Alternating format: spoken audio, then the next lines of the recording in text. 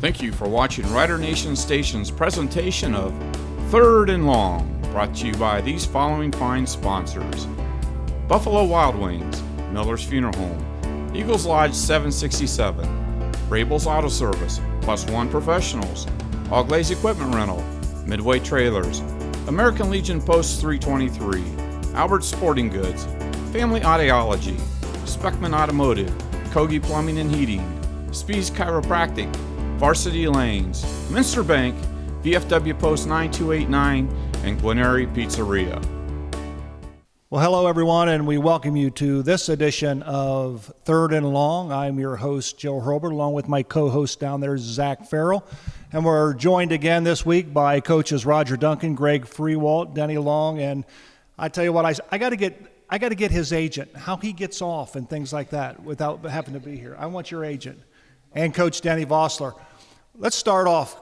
Coach Long, last week you were pretty adamant about Kenton Wildcats and how you felt. As a matter of fact, you even stated that you don't even like their water tower. What do you think about this one? You like it? You like it?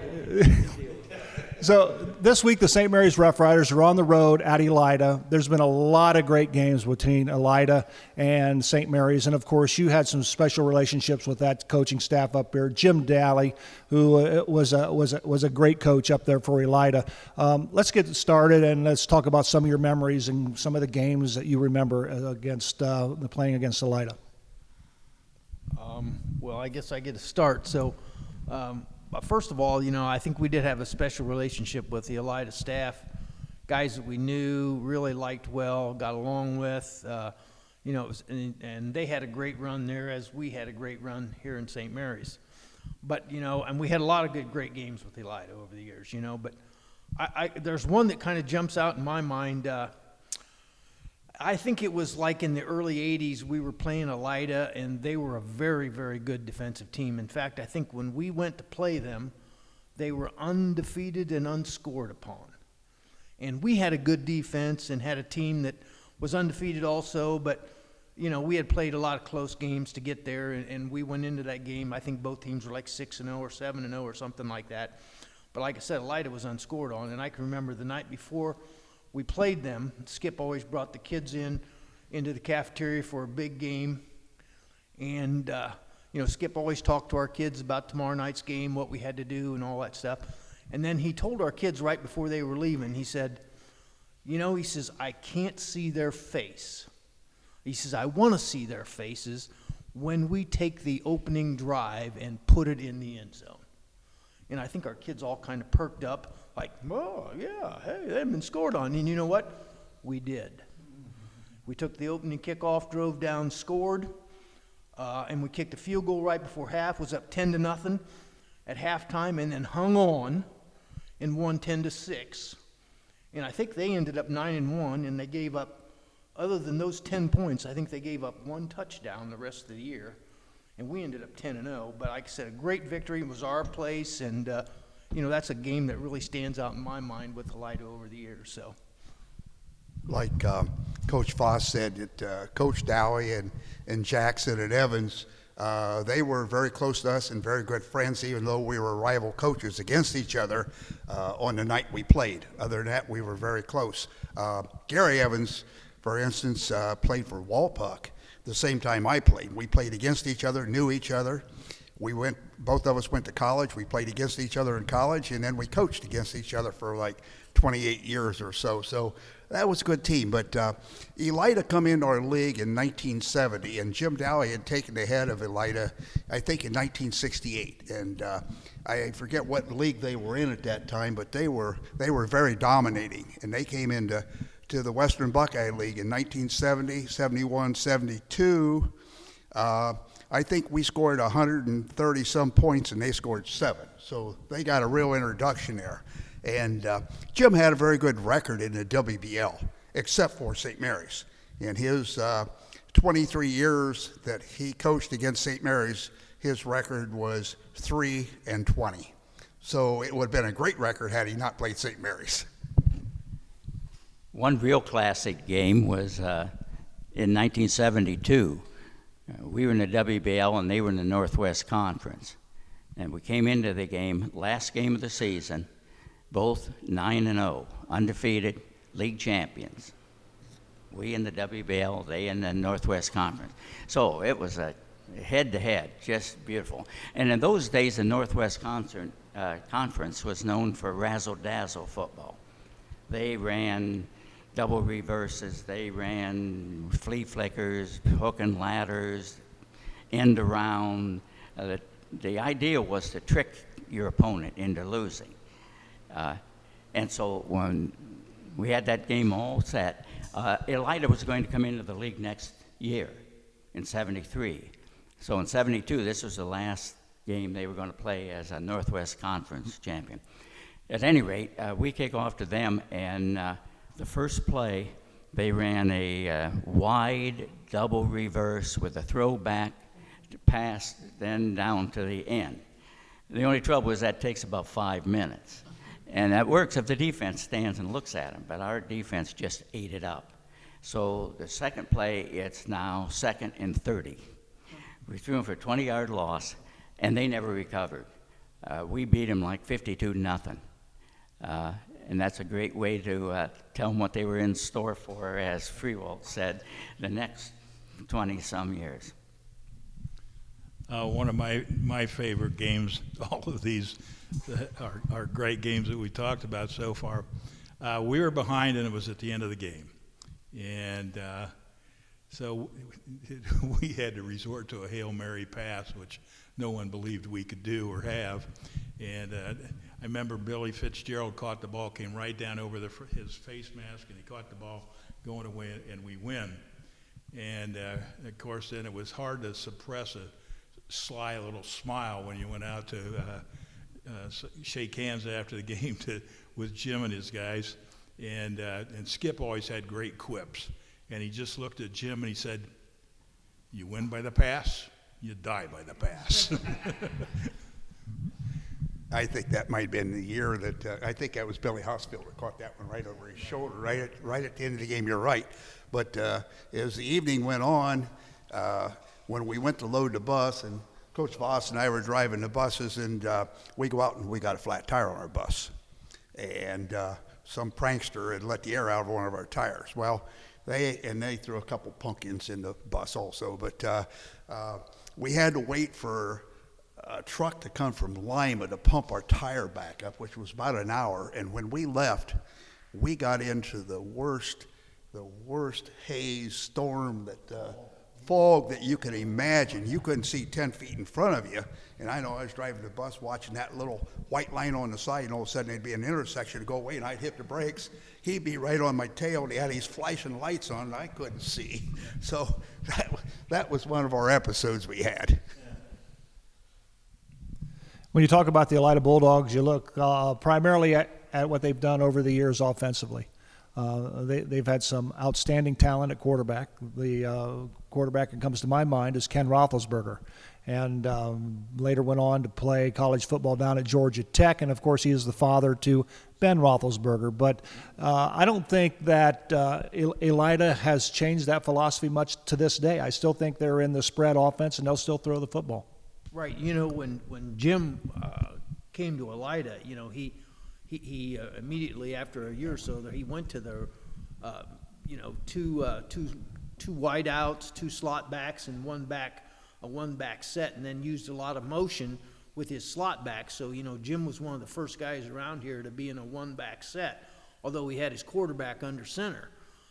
He had some pretty good, nifty little quarterbacks, and he always put an athlete there at quarterback that could run and throw, and they always caused you a problem because of that dual threat that the quarterback presented to you. You know, like I said, Jim was kind of the first one in the area to do that, and of course then Salina adopted it a little bit later on, and that kind of became the vogue before everybody went to the shotgun, was to have a quarterback under center and two wideouts on each side, and then use motion and that kind of stuff. So, yeah, Jim's offense always presented you some problems because he always had some athletes at those skilled positions, and I remember Jim had a wideout one time that and Jim would tell him, just run toward the bell. That was his route. He'd split him out there and tell him, hey, just run toward the bell and we'll throw you the ball. And the kid could run toward the bell and they could throw it to him. So, he's a pretty effective weapon in that regard.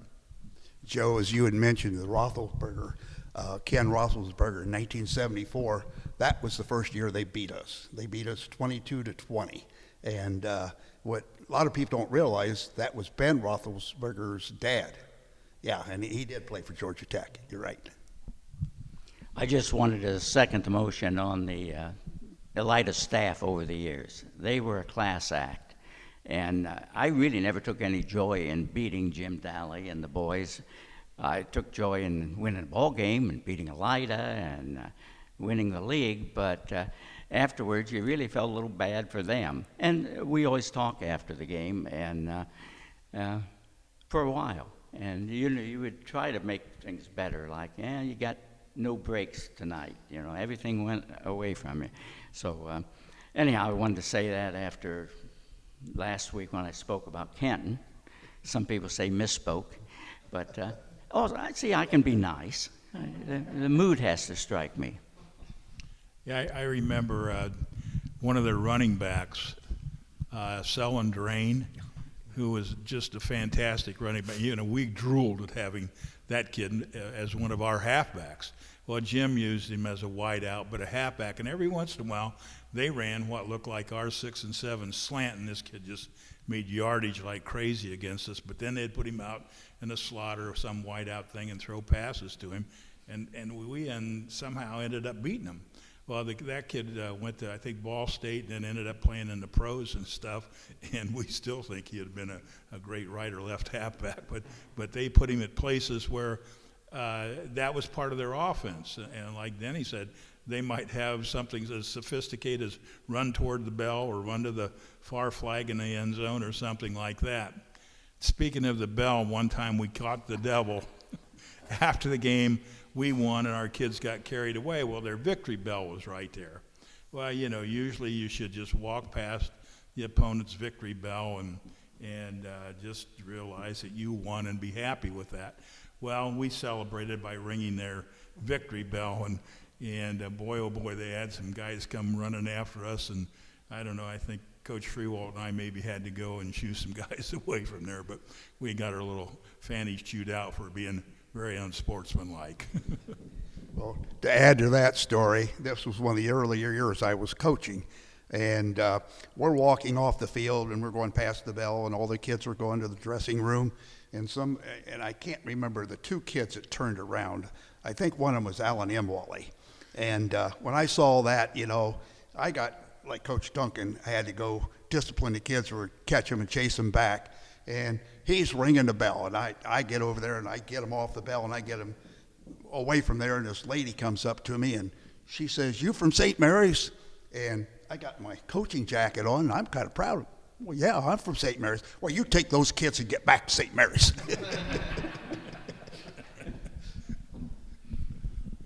In talking about the coaching staff stuff, there were several staffs in our league that kind of remained together for a long time. The Elida staff was one, Wapak staff was one, and later in our years, the Salina staff with Jerry Harris and stuff, that staff stayed together. And coaches, it's kind of like a fraternity when you're around in a school for a long time, and you kind of all.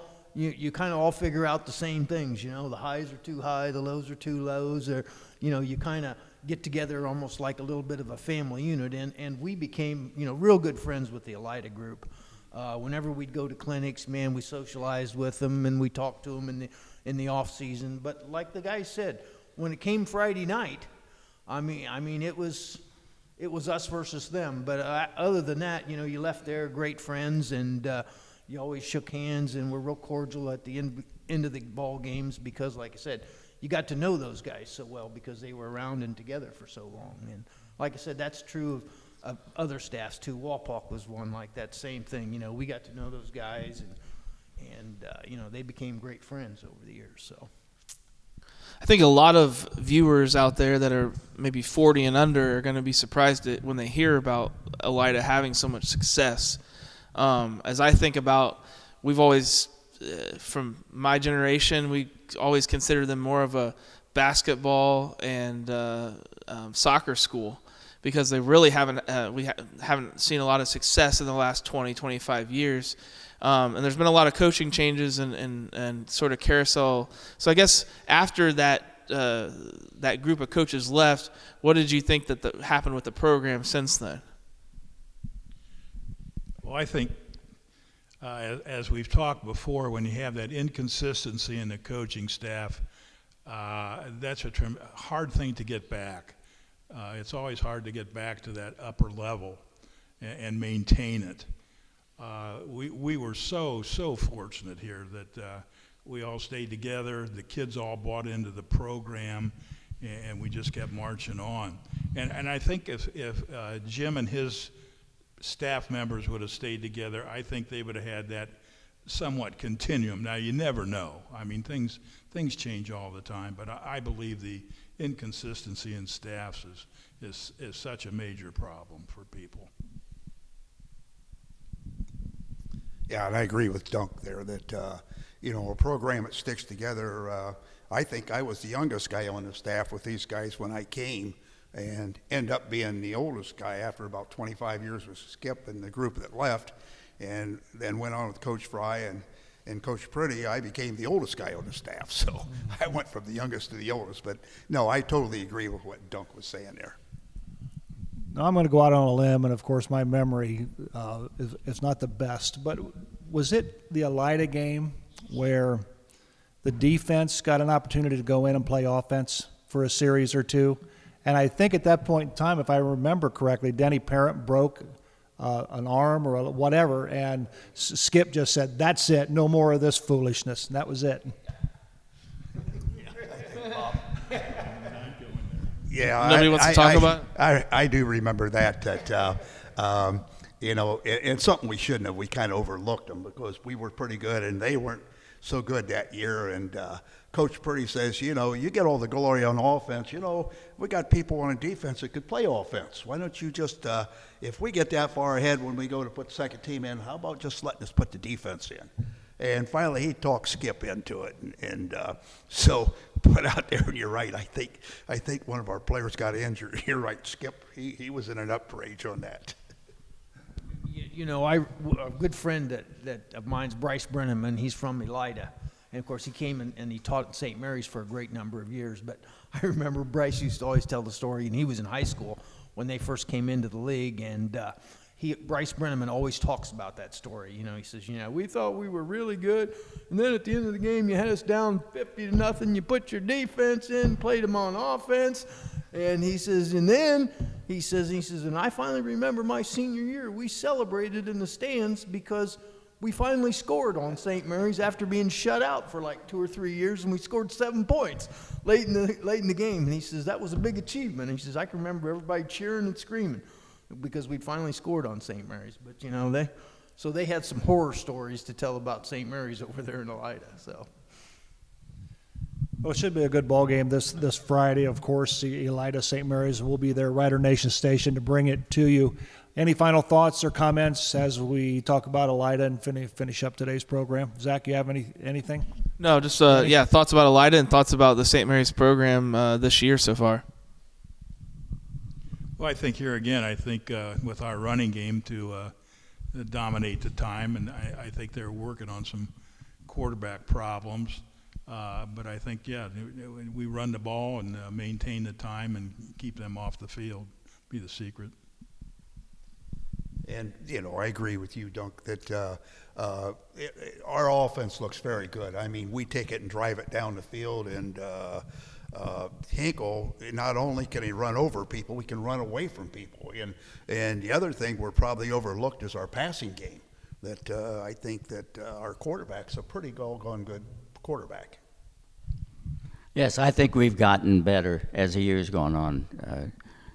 For a while, we had a lot of penalties, we had fumbles, and we cleaned that up. And then for a while, we had a problem with the kicking game, and we got that solved. So, no, I think we're on our way. I think we're in good shape right now. And so I don't know about Elida. They can be good, They may not be the very top notch, but they're knocking at the door always. So, and I like Elida. Yeah. Yeah, I think St. Mary's offensive line particularly, I thought has gotten better as I've watched them on TV the last few weeks. They seem to be coming off the ball a little bit better and getting their pad level down and driving their feet and sustaining their blocks. And I think when you run the kind of offense that we do and you do that, you control the game, you keep your offense on the field, you protect your defense. And I think that's what we kind of have to do with this football team. And we can finish up the year, winning out and having a good season and then get in the playoffs and see what happens, and I think that would be a great accomplishment for this football team, so I think we're moving in the right direction. Absolutely. Well, that's going to do it for this edition of Third and Long here on Rider Nation Station. Once again, I'd like to thank our coaches for joining us. My co-host, Zach Farrell. I'm Joe Hurlburt. Until next week, we'll be talking about the Bath Wildcats. Until then, so long, everyone. Thank you for watching Rider Nation Station's presentation of Third and Long, brought to you by these following fine sponsors: Buffalo Wild Wings, Miller's Funeral Home, Eagles Lodge 767, Rabel's Auto Service, Plus One Professionals, All Glaze Equipment Rental, Midway Trailers, American Legion Post 323, Albert Sporting Goods, Family Audiology, Speckman Automotive, Kogi Plumbing and Heating, Spees Chiropractic, Varsity Lanes, Minster Bank, VFW Post 9289, and Gwinneri Pizzeria. Thanks for watching another episode of Rider Nation Station. Help us help you by subscribing on YouTube or following us on Facebook.